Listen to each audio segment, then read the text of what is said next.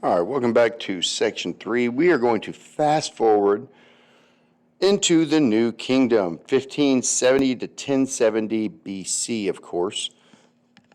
And this is when the Egyptians are living in Thebes. So in Upper Egypt, down here in Thebes, okay, you can always find Thebes because it's just out of that bend area down here, okay?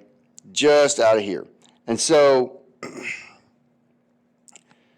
the pharaohs basically have been pushed down here. They've gone through this drought area. They're kind of driven south more to the headwaters of the river. And essentially what we have is the pharaohs are going to come out of Thebes and then go back up into the yellow area, which had been taken over by a group known as the Hyksos, and they were a foreign group, and they were in this yellow area of the map, and they're actually going to push them from Asia or back into this Asia orange area and then even further out later on. But the Hyksos, and they have their area of influence, and they've had all these alliances with smaller city-states, and they actually go and they're not Egyptian, and they've taken part of Egypt. And this is a major problem because they are not, following Ma'at, right? And this is going to, in the Egyptian way of thinking, this is going to create major chaos. Because foreigners have taken over half of Egypt, so the pharaohs down in Thebes end up marching their armies north over a series or a couple of decades, and it does take a while, but eventually they will drive the Hyksos out, and they'll reconquer this region and all the way up into the orange and turn it into basically a buffer state, right? And they want to conquer as far north as they can go, really, because if anyone wants to come into Egypt, they're going to have to go through this Egyptian-held land. And it's going to give the Egyptians time to prepare and get ready for any invasion that's coming. So it was important that they didn't just drive the Hyksos out of Egypt proper, what we would think of as Egypt today, but they really wanted to push them completely out of even Canaan and Israel area here. And they end up creating these kind of buffer states, like I said, in Syria, Palestine, all of that. And so they kind of make it into colonies, essentially. And all of that began with a guy named Seqenenre. Anyways, he's from Thebes, and he's the one who kind of starts it. And he kind of starts out, driving the Hyksos out. And the problem is that the Hyksos actually had better military technology, and we know this from the archaeological record. They have chariots, and they're actually the ones who introduced chariots to the Egyptians, which is funny, because the Egyptians hate them, but they end up borrowing this really important military technology from them. And so they must not be that bad, right? These people, they are pretty advanced in their own right. And we have to remember something important here, that with any historical source, to reject the notion that history is always written by the winners, right? And it is kind of true that we do typically have history written by the winners, but we do get important records from the people who lost sometimes too, right? And the Hyksos, they're the ones, they leave us tons of information that we don't get from the Egyptian side of the history, right? We have their archaeology. The best excavated city in ancient Egypt is their capital, the Hyksos capital. And so we know a lot about these people. They were formidable opponents for the Egyptians. It takes the Egyptians decades to finally drive them out, and they end up dying violently. But so does Seqenenre, right? Honestly, you could see we've got his mummy, and he's got a pretty rough blow to the head there. Maybe an arrow or some kind of a piercing weapon. It looks like he may have suffered some pretty bad damage there, though. And he actually died in battle. And so it was up to his sons to finish off the fight, his sons Mosa and Comosa, and they drive the Hyksos out, beginning the 18th dynasty and beginning the new kingdom of Egypt. Now, fast forward a couple more rulers, we get Hatshepsut, that we mentioned in the first lecture, or whenever we mentioned her. She officially rules because her nephew, Thutmose III, is really the king, but he's too young to rule by himself. He's like 4 or 5. And so she is going to she's his region. She's going to end up ruling Egypt as queen. And we said she sometimes presents herself as male. And she really is the first major female ruler of Egypt. And I say that she's the first major. She may not have been the first queen of Egypt, but she was the first outright, first clear, non-debated ruler of Egypt, for sure. But then, when Thutmose takes over, he tries to basically erase her memory, which happens a lot, right? We don't always get the complete picture of things because when Thutmose shows up, Hatshepsut had basically got her name put on a bunch of walls and stuff. And we know now that they went in and like scratched her name out, filled it in with plaster, and then wrote his name on top of it, right? And now we can go in with like technology and scan it and see that, hey, there was actually, Hatshepsut's name was underneath that, but he actually did a lot to try and just completely get rid of her. And this happened a lot of times, especially when there was a difference in how the pharaohs ruled. Now, Thutmose the third is one of the two most powerful pharaohs in Egyptian history. He's the one who carves out the empire for the new kingdom. His predecessors drive out the Hyksos, and for the first 30 years of his long and illustrious 54-year reign, he basically makes strides to expand that empire. And he is Egypt's greatest military pharaoh. Now, these dates are, actually based on higher chronology, but you should note that that the dates, if you go look on websites, you're going to see different dates. You have a high chronology and a low chronology. This one is based on the higher chronology. And so it's not, the Syrians recorded, different events different ways. And so, there's a debate that says, hey, it's actually 1,000 years difference or whatever. But in the big picture of stuff, we're not talking about, that much. Well, it's not 1,000. I'm sorry. It's like 100 maybe, or even less than 200 years or so. I mean, in the way that it's translated. So anyways, it's the high chronology time frame. This is when he reigns. The most famous thing that Thutmose does is the Battle of Megiddo. And Megiddo is in northern Canaan. It's in modern Israel today. This is the Jezreel Valley, all this back here. And you can see it's very, very lush, very fertile, very, very good for agriculture. And Megiddo itself sits on a hill. You can see the elevation there, okay? And it kind of goes down here. This is Megiddo. Now, interestingly, Megiddo is actually referenced in the Bible in Revelation. It talks about Armageddon. Megiddo, Armageddon, it's the same site, okay? So this has been a site that's been fought over throughout human history. There's a big battle during World War I, almost 4,000 years after Thutmose, right? Like 3,500 years or whatever. So strategically located, it's perfect. And what happens was that Thutmose shows up with his army, and the Canaanite leaders are basically independent city-states. They don't have a full king of the whole region at the time. So they get together and they say, we got to stop this pharaoh, or we're going to lose all of our city. He's coming to Megiddo. And so, he's wealthy and powerful, and we can get together and we're going to stop him. And then Thutmose just crushes him.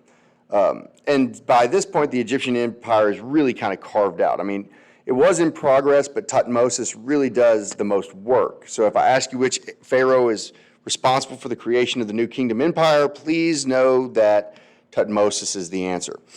And then this will initiate a globalization of the region, basically where you have the Egyptian empire controlling most of the trade. There's a lot of shared culture here, and the empires can be pretty heavy-handed, but they can also be really good for business because they stabilize, this fragmentary political situation, and that's kind of what we end up with here. Fast forward another couple rulers. Again, we don't have time to go through every single pharaoh, but the next major important ruler is Akhenaten. And Akhenaten is no warrior king by any means. Just looking at his physical appearance, I'm not trying to shame him here or anything, but he doesn't exactly look macho. Here he is here on the left, basically. And it's kind of baffling to Egyptologists for a long time because he's got these long, scrawny arms and scrawny kind of torso, androgynous hips, And it's like, why is he depicting himself this way? Does he really look like that, or is this a style, right? It's art, but he's certainly not bragging about military conquest. He doesn't depict himself at all as this man's man, kind of what other pharaohs had done in the past. He's slim, athletic, but that's not how this guy's really kind of saying that he's a good pharaoh. But he does inherit a very prosperous empire. And the hard work had been done. Tutmosis III, there's two rulers between them, and then you get Akhenaten. And he's enjoying the spoils of war. And the major initiative that he takes on is that he's going to change the religion of the Egyptians. And he's going to change it from worshiping all of these gods to basically worshiping just the Aten, which is the sun disk itself. Not Amon-Ra, who moves the sun disk. No, just the sun disk itself. And he is going to really try and change this and modernize the religion. One of the most famous queens, again, his wife, Nefertiti, that's his wife, and she's one of the most famous queens. She leaves a very long-lasting impression on the Egyptians. But ultimately, the Egyptians label Akhenaten a heretic because he's basically trying to overturn their traditional religion and turn it into something else. And the question becomes, is he monotheistic, right? Is he just wanting to worship just the Aten disk? Is he saying, hey, are we going to, just be monotheistic? Or is he what's known as henotheistic, which means that you recognize the existence of a bunch of gods, but that you only worship one of them, right? So it becomes kind of this major thing. Is he henotheistic? Is he monotheistic? Is he polytheistic? It's kind of hard to tell. But during his reign, we see a lot of turmoil in the empire abroad. Like where they carve out the new territory. The modern name of his capital, Akhenaten, the modern name is Tel Amarna. So Akhenaten is the Egyptian name, Tel Amarna is the modern Arabic name. And at Tel Amarna, there have been excavations going on for about 40 years. And it's another really well-known site. They found collections of letters from Syria and Palestine rulers complaining to Pharaoh, kind of saying, hey, are you going to come and basically defend us? We're getting wrecked up here, and you say that you're in charge of us. If you're our Pharaoh, then come be our Pharaoh and come and help us, right? And there's about 350 letters from different vassals up in that upper region, that upper Syria, Palestine region, of them writing and saying, hey, come help us. We're getting crushed. Be our king. And so Akhenaten, he's not a war guy, And so among some of those theories about, why didn't he do more to help them, it was because he didn't have the support of the people because of his ideas on religion, okay? You get some of these. We have Amarna tablets, said, kill your leader and live in peace like us. They were won over and the entire country joined the Habiru. I'm very, very afraid since no one will save me from them. I, Rib Hada, am like a bird in a trap in Byblos. And so basically there's a rebellion going on in Byblos. Byblos is a port city on the coast, and Egypt has used it as a staging point for campaigns. So there's a really long relationship, and this guy's writing say, hey man, don't you care? Get up here and help us, right? Another one's from the mayor of Jerusalem to the king, to the Pharaoh king. They're now attempting to take Jerusalem. You've placed your name in Jerusalem forever, right?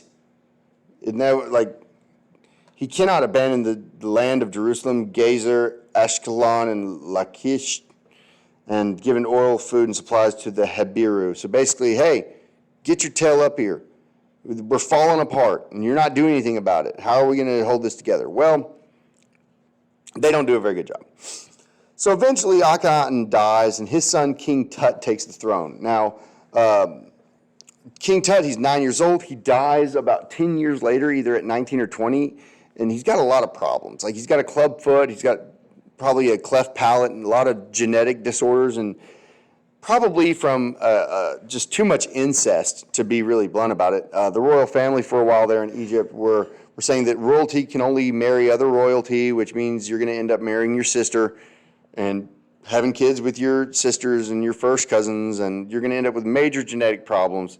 And I'm telling you, like, politically, in terms of power, he is basically a completely insignificant pharaoh.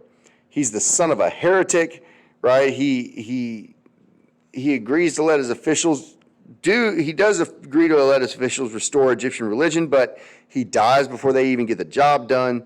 The only reason he's important and that we know so much about King Tut is that they found his tomb completely intact in the 1920s. A man named Howard Carter was working in the Valley of the Kings, and he knows where some of the pharaohs on the king's list, like in the records that survived, that they hadn't found. So he's in this particular shaft in the rocks in the mountains, right in the Valley of Kings.